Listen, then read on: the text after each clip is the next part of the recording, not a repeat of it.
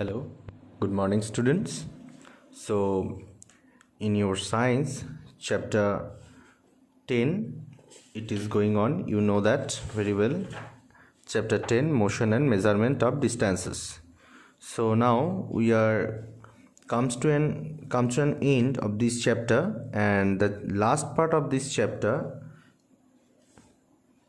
10.7, moving things around us, basically motion. The last part is motion and its types. So today we'll learn about this very nicely. First of all, think of some objects you have seen recently. List them in table 10.4 in your book, page number 102. There is one table. These may include a school bag, a mosquito, a table, people sitting on chairs, or people moving about. The list may also have a butterfly, a dog, a cow, your hands, a small baby, a fish in water, a house, a factory, a piece of stone, a horse, a ball, a bat, a moving train, a sewing machine, a wall clock, or the hands of a clock. Make your list as large as you can. Which of these are moving? Which are at rest? So you have to make a list of these objects, which objects are at rest and which objects are in motion. So basically you know that motion means when any object will change its place with respect to its surroundings, then we can say the object is in motion. Basically, not a single object is in motion. Actually, the earth itself not at rest, it is in motion always. So because two types of motions are going on for earth, that you know, that earth, there is rotational motion because earth rotates about its own axis all the day and night, and also it revolves around the sun. So revolutionary motion is also there. So all the things, all the objects, animals, human beings, all the things, everything you can say are on the earth or lying on the earth. So as earth is not in rest, or as the earth is not at rest, it is in motion. So you can say all the object is in motion. So there is no perfect rest or actual rest on the surface of the earth. All are in motion. Though we can say some objects are in motion or some objects are at rest with respect to its surroundings. How did you decide whether an object is in motion or at rest? So you might have noticed that the bird is not at the same place after some time, while the table is at the same place. On this basis, you may have decided whether an object is at rest or in motion. Let us look at the random motion, or look at the motion of an ant closely. Select a place where you find ants. Spread a large sheet of white paper on the ground and keep a little sugar on it. Ants are likely to be attracted to the sugar, and you will find many ants crawling on the sheet of paper soon. For any one ant, try and make a small mark with a pencil near its position when it has just crawled onto the sheet of paper.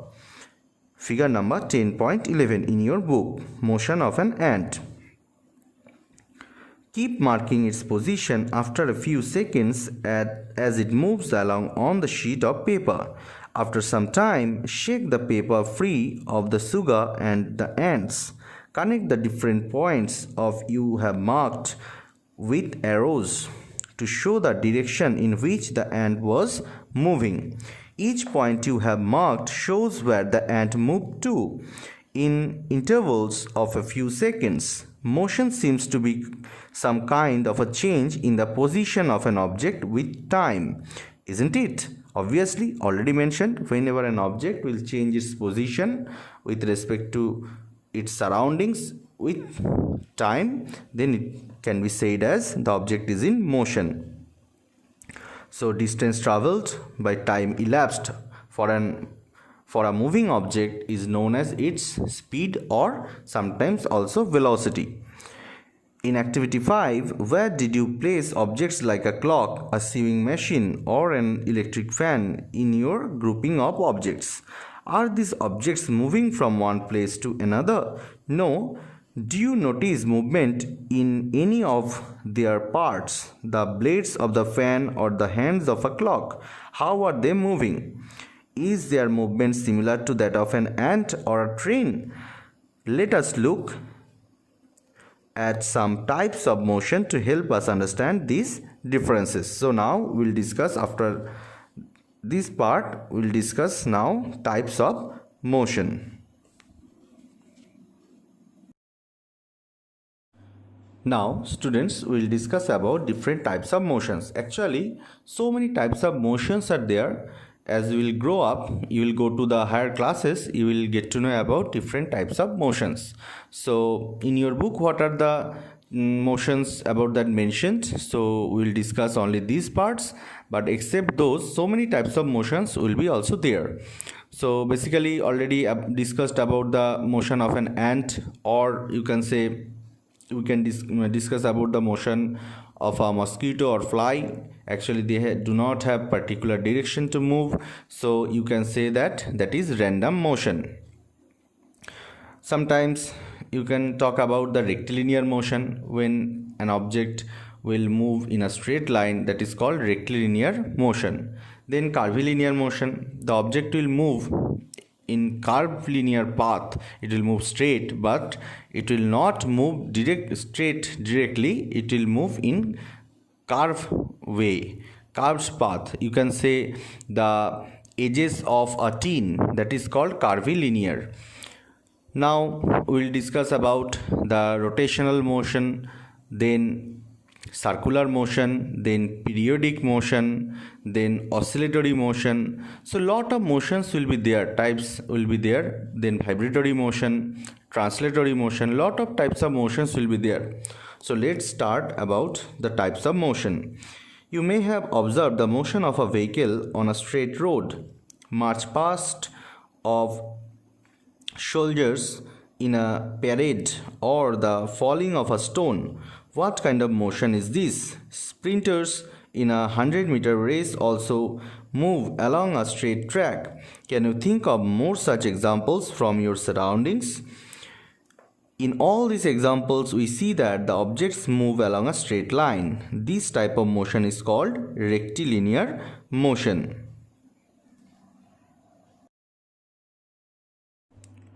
Now, take a stone, tie a thread to it and whirl it with your hand. Observe the motion of the stone. We see that the stone moves along a circular path. In this motion, the distance of the stone from your hand remains the same. This type of motion is called circular motion. The motion of a point marked on the blade of an electric fan or the hands of a clock are examples of circular motion. The electric fan or the clock by themselves are not moving from one place to another, but the blades of the fan rotate, and so do the hands of a clock. If we mark a point everywhere on the blades of a fan or on the hands of a clock, the distance of this point from the center of the fan or the clock will remain the same as they rotate.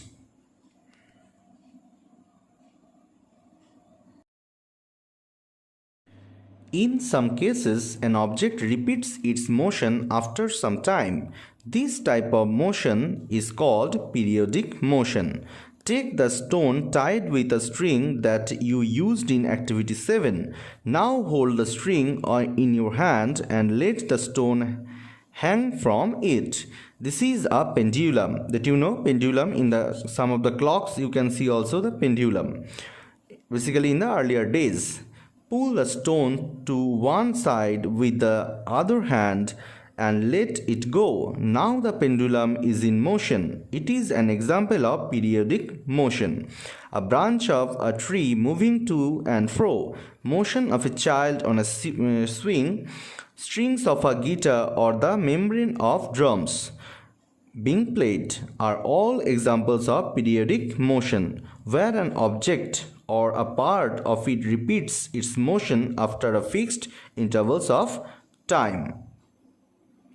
Did you observe a sewing machine as a part of the activity 5?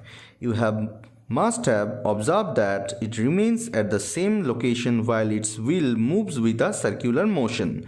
It is also has a needle that moves up and down continuously as long as the wheel rotates, isn't it? This needle is undergoing a periodic motion.